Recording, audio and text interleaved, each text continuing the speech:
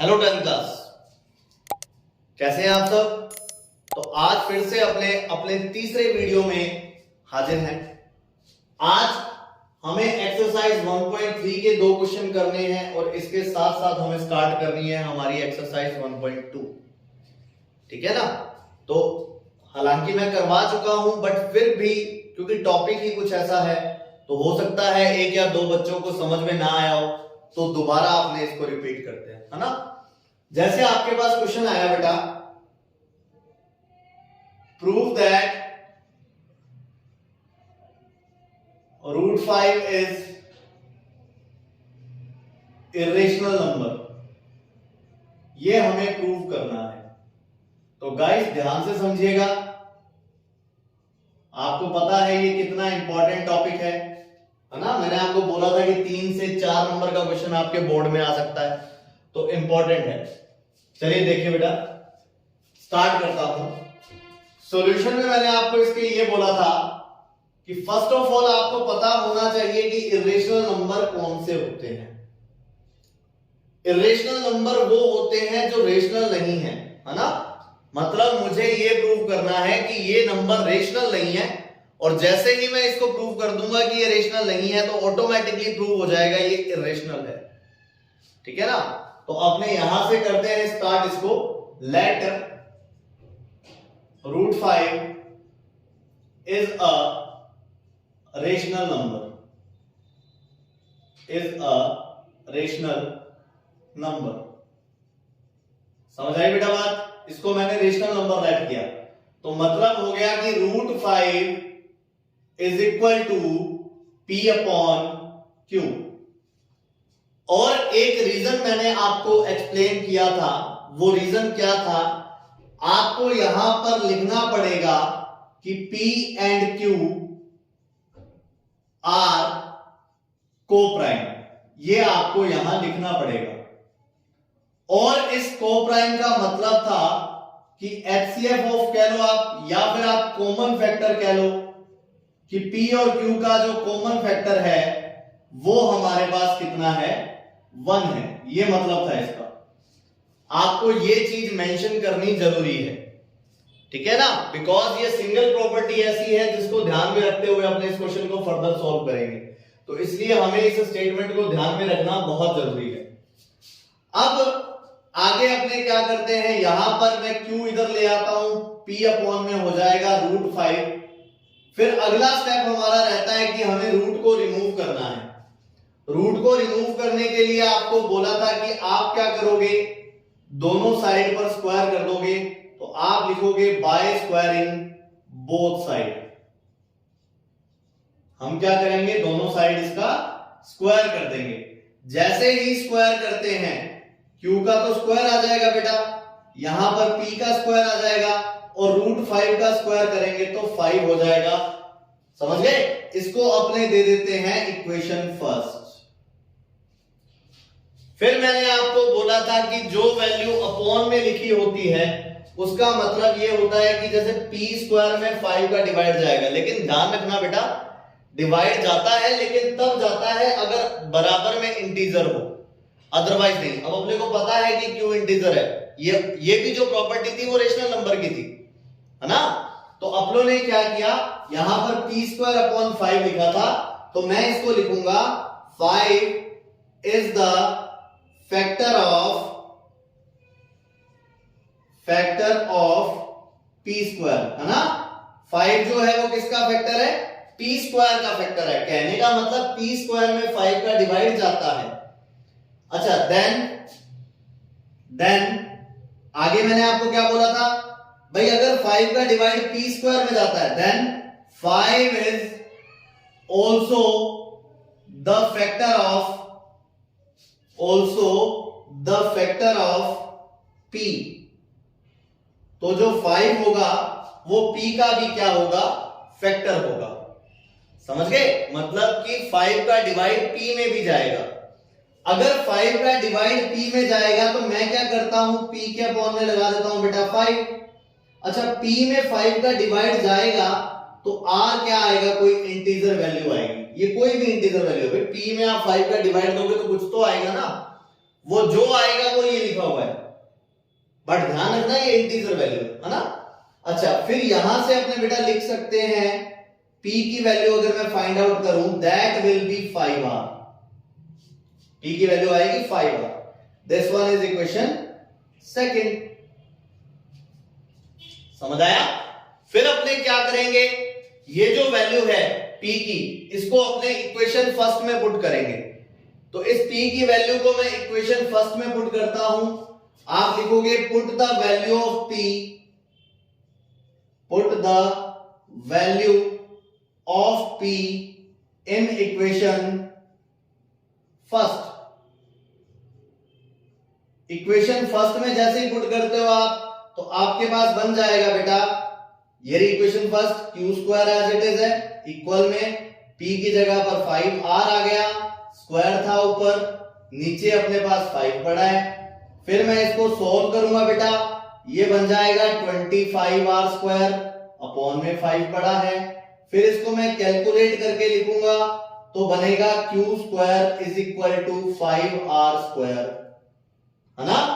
यहां से मैं इसको ऐसे भी लिख सकता था, r square equal to Q square upon 5, क्योंकि 5 इसमें मल्टीप्लाई में था तो यहां पर डिवाइड में चला जाएगा, तो r स्क्वायर की वैल्यू हो जाएगी क्यू स्क्वायर अपॉन 5। तो इस तरह से आप इसको कर सकते हो। अच्छा, फिर ये वाली कंडीशन और ये वाली कंडीशन देखो एक जैसी बन गई, मतलब स्टेटमेंट आपको क्या लिखनी है, आप लिखोगे 5 is the factor of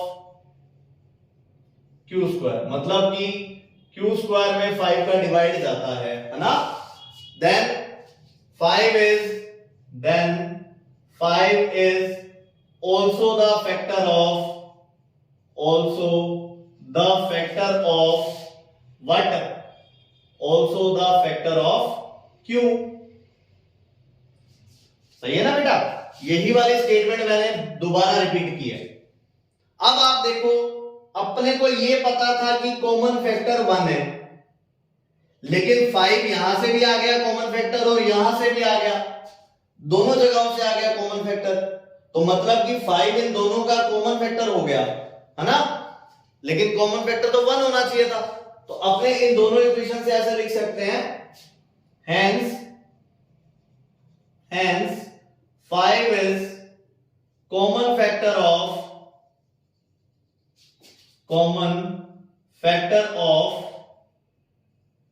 P and Q which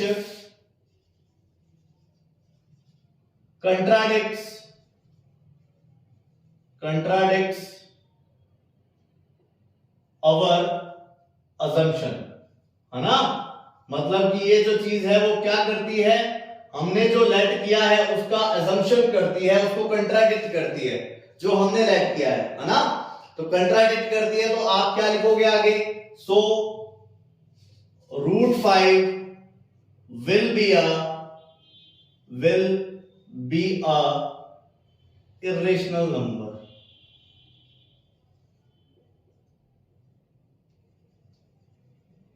समझे बेटा? इस तरह से अपने इस क्वेश्चन को सॉल्व करते हैं। तो बड़ा ही ध्यान से सोच समझ के एक एक स्टेटमेंट को एज इट इज लिखना है, क्योंकि हमारे मार्क्स बहुत इंपॉर्टेंट है। एटलीस्ट वो क्वेश्चन जो हमें अच्छे से आते हैं उनमें हमारे मार्क्स कभी नहीं कटने चाहिए, ठीक है ना। चलिए, अब अपने इरेज करके इसी एक्सरसाइज का एक टाइप और बचा है, उसके 2 क्वेश्चन करते हैं, ताकि आपको ये जो एक्सरसाइज 1.3 है वो बड़े अच्छे से समझ में आ जाए। इस तरह के क्वेश्चन √2 का करवा दिया, √3 का करवा दिया, √5 का हो चुका है, √7 का आप कर सकते हो, √11 का आप कर सकते हो, ठीक है। तो बिना टाइम वेस्ट किए चलिए चलते हैं अगले क्वेश्चन पर।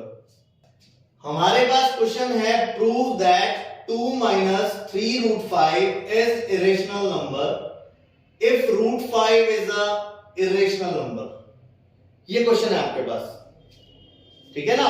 मतलब हमें क्या करना है, √5 का यूज करते हुए इसे इरेशनल नंबर प्रूव करना है।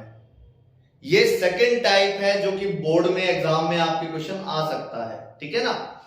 तो देखो, आप इसे कैसे सॉल्व करेंगे, सॉल्यूशन करते हैं अपने। शुरुआत वही है, आप लिखोगे let 2 minus 3√5 is a rational number. आपने क्या किया, इसको रेशनल नंबर लेट कर लिया, ठीक है ना। अगर ये रेशनल नंबर हुआ तो आप लिखोगे 2 minus 3√5 is equal to P upon Q। तो आप बोलोगे सर चेंज कहां हुआ, सेम था हम भी कर लेते। चेंज यहां होगा बेटा, अब की बार आप यहां पर P और Q को इंटीजर लेट करोगे।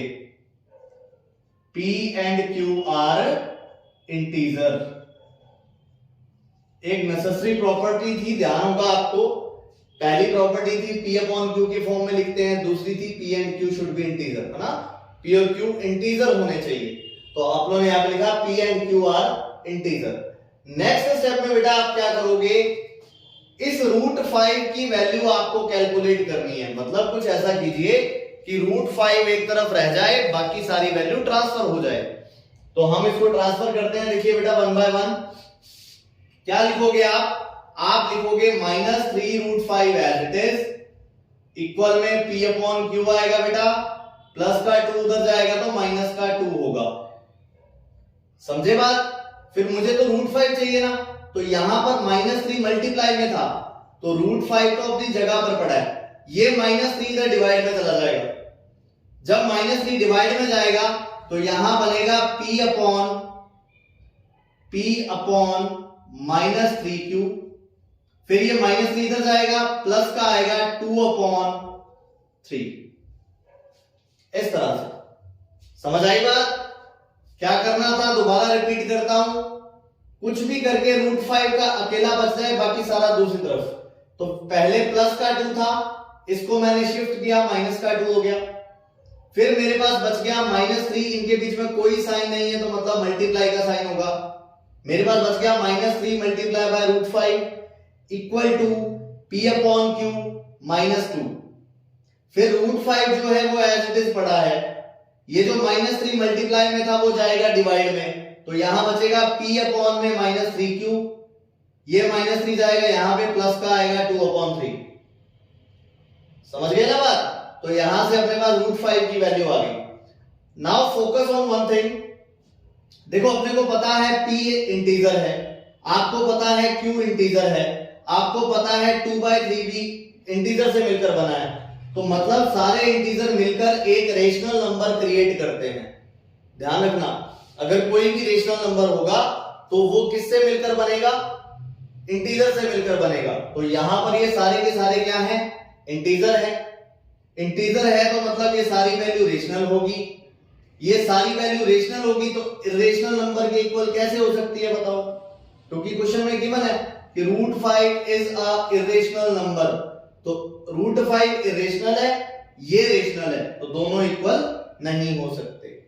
यही स्टेटमेंट आपको लिखनी है बेटा। आप लिखोगे यहां पर P, Q, 2 and 3 are integer.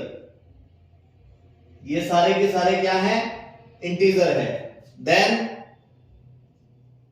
ये जो पूरा नंबर होगा, then P upon -3Q plus का 2 अपॉन 3 will be a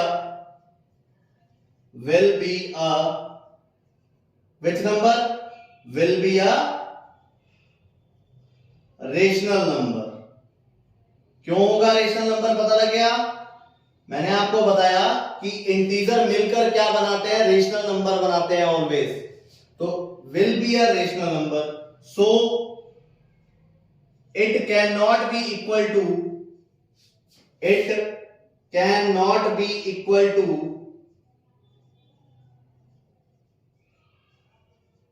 √5। समझ गए। √5 के इक्वल नहीं हो सकता। क्यों नहीं हो सकता, because it is a irrational number. इसलिए लिखना है तो लिख लेना ये रेशनल नंबर, नहीं तो मत लिखना। ये सिर्फ आपको समझाने के लिए बता रहा हूं मैं। तो √5 जो है इरेशनल नंबर है, इसलिए एक रेशनल नंबर √5 के इक्वल नहीं हो सकता, और यहां पर इक्वालिटी लगी हुई है। तो यहां से क्या कंक्लूजन निकला? Hence our assumption is wrong. So which number? So 2 minus 3√5 will be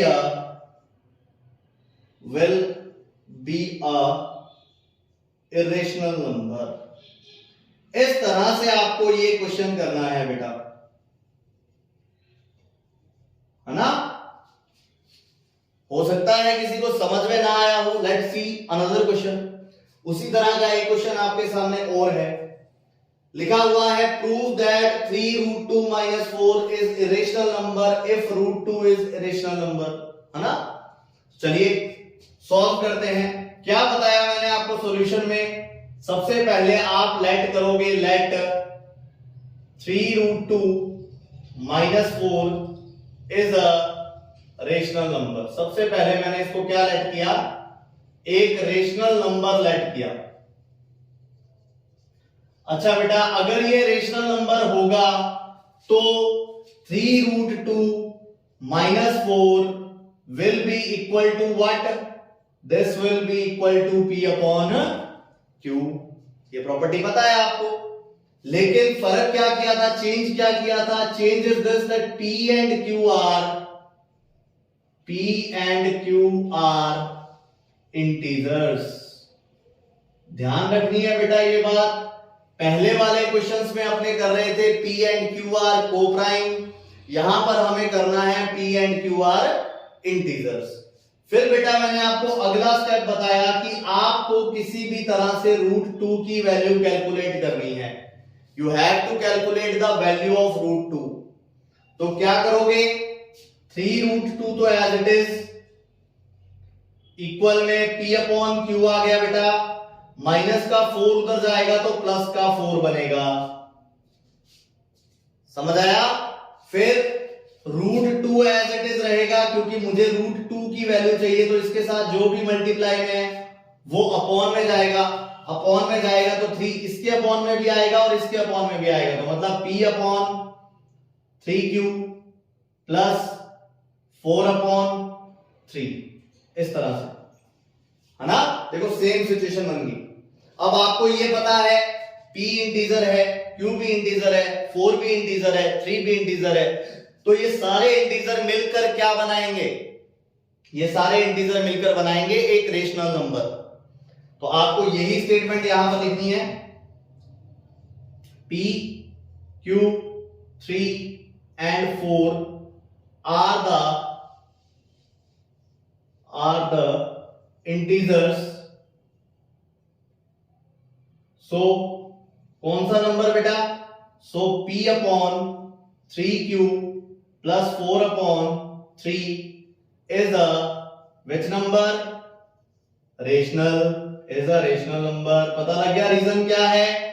reason है बेटा इसका क्योंकि ये सारे की सारे इंटीजर हैं, और इंटीजर मिलकर क्या बनाते हैं?